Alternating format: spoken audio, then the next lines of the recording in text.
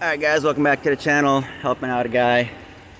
Got this Forest River, I think it's this Wildcat here. His battery was dead in here. I always carry a jump pack. Popped it open. Make sure everything is secure. So between the jump pack and plugging it into the truck, it got the jacks to work. Got the breakaway. I always carry a carabiner to the side rail there. Latch confirmed. Got the green dot confirmed on the teeth side of it. Just got the 7-pin installed.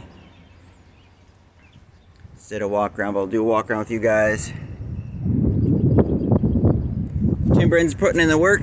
Truck just squatted down, sat on him, probably maybe squatted a quarter, half-inch more. I might adjust my height on my fifth wheel here. I might bring it up, in this case, this up, down, however you want to look at it, to the bottom hole. Give me a little more height. I like having about 5 to 6, and I only got like 4 when I measured it. So yeah, I might do that because I like having a little more space than that. I might do a quick measurement for the heck of it from the pin box to the end. I got my bed box in here. I don't think we're gonna have an issue as long as I don't have to turn 90 degrees. Sorry, it's a windy day. It's Good Friday. Check the tire pressure.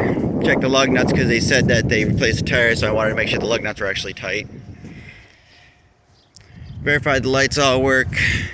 Got my transport plate put on there. Slides are in. Steps are good. I had to shoot some WD-40 on the steps because they were like very difficult to put in. But yeah, we've checked everything out. This one is going about an hour. Let's see here. You can kind of see the... Well, you can't really see, the jaws are closed. It's going about an hour away. I was hoping the guy would show up, he said, but I'm gonna hop on the road and we're gonna get this one going. We're running the 6.4 Hemi today. Wanted to see how it would do with the camper, because usually I'm using the deleted 6.6 Duramax, and it really doesn't care about anything I hook up to it. It just set the cruise and it just rolls and it gets like 15 miles to the gallon. I'm sure the Hemi, it's a windier day, is gonna hate me. I'm expecting about 8 miles to the gallon, but we'll see how she does. All right. We're on the road.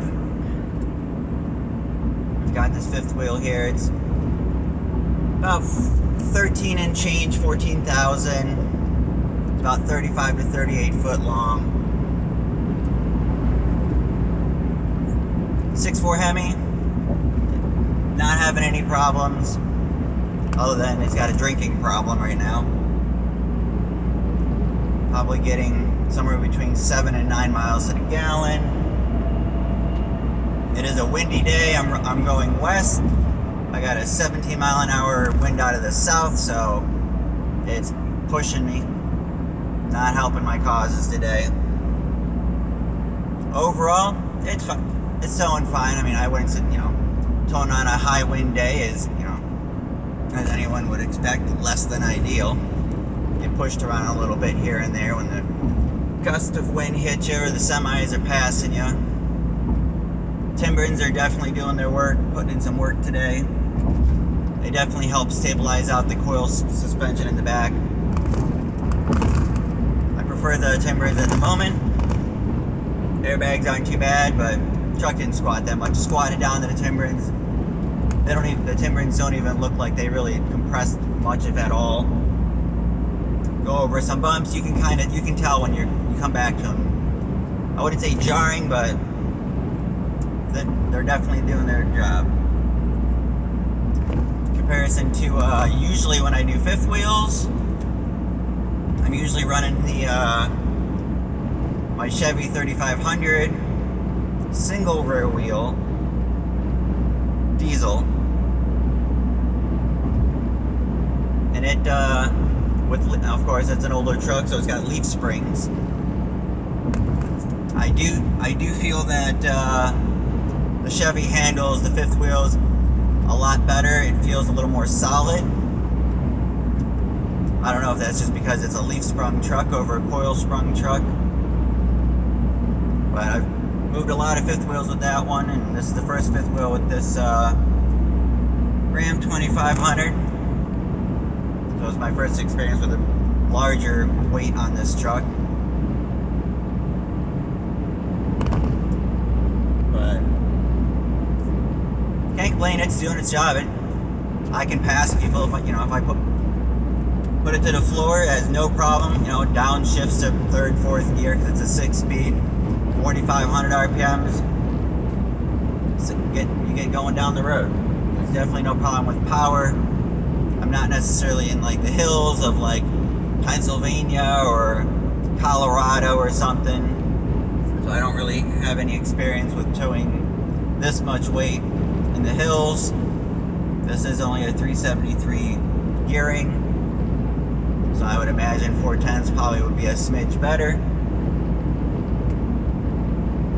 But overall, decent experience. Truck's handling it. Other than every now and then you kind of get pushed around and you rock a little bit.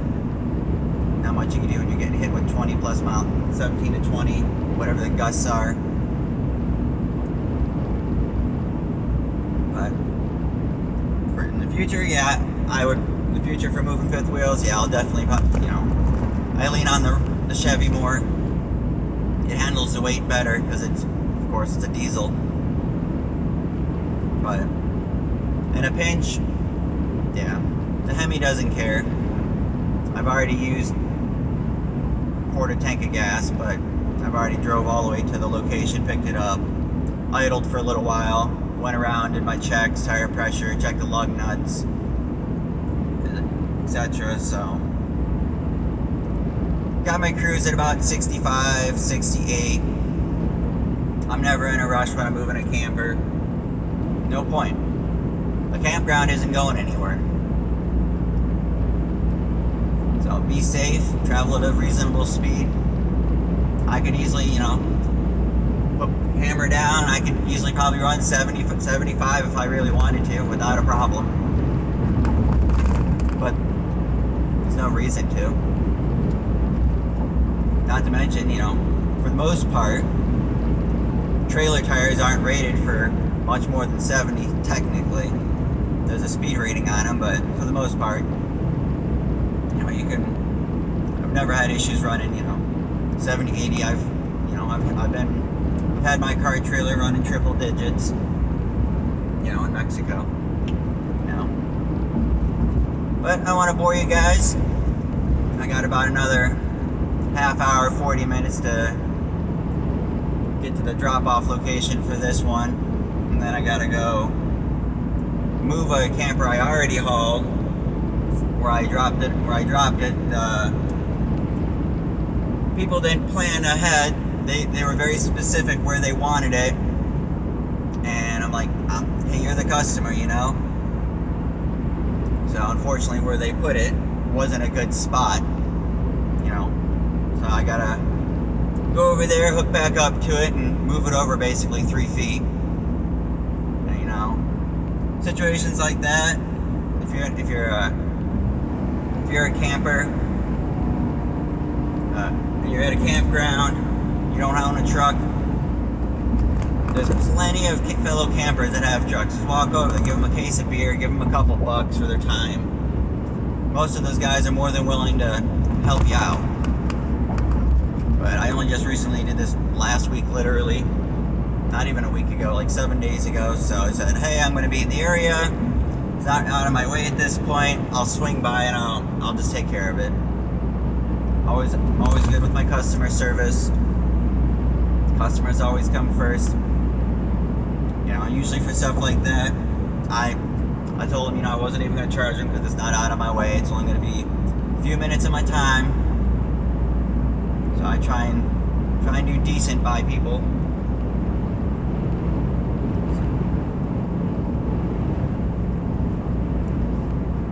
Yeah, so that's the overall overall experience right now. Got a couple cars behind me. They can go around. I mean, the truck's 22 feet long. You got about 35 to 38 behind you. So, you know, you're 50-some foot long. Truck's probably 7,000 pounds. So I got a lot of tools and stuff in the bed. Campers, you know, the sticker on those sides said 13,000, but you know, that's like completely loaded. So I don't know what the actual current camper weight is. So, you know, I'm potentially around 30,000, oh my gosh, can't add. Potentially around 20-ish thousand pounds. So, and I find going around 65, 68 is a good speed. You got guys that want to get on the on-ramps. You got guys that want to cut you off. By going this speed, people have time to get on, get past you. People have time to cut you off. And by the time they cut you off, they're already ahead of you. It really wasn't a cut off at that point. So, just a tip, I guess. You know, I don't keep up with the flow of traffic. I don't bother. It's not worth it. Semi just got on here, so we'll grab the left lane here and get around him. Looks like he's got some trees of some sort. Springtime, it's April. Garden centers, all that stuff is trying to get their supplies. Back over.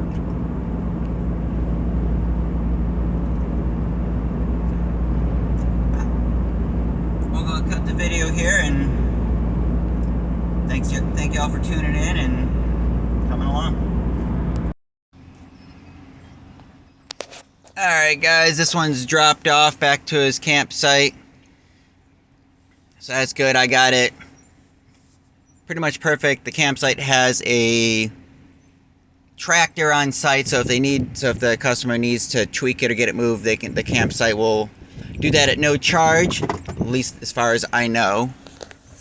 Another thing to know when backing up some of these things, instead of like beating up your truck, let's throw you back up here on the dock. Another thing to know is if your truck's equipped with 4-wheel drive, throw that bad boy in 4 low. Put it in neutral, shift to 4 low, and because 99% of campgrounds are gravel. I mean, if you're on a campground that's, you know, all concrete and paved, don't use 4-wheel drive, of course. But like in my case, I would just drop that off. So everything's still wet here in Northeast Ohio, and I had to basically be in the grass a little bit on the other side, and I just threw it in 4 low. That way there, I'm not spinning up people's yards or spinning up gravel, because I mean, you're trying to push, you know, 13,000 pounds backwards, you know, on an angle. There's a lot of resistance, and then you're in, you know, on gravel, on grass. So 9 out of 10 times when I'm trying to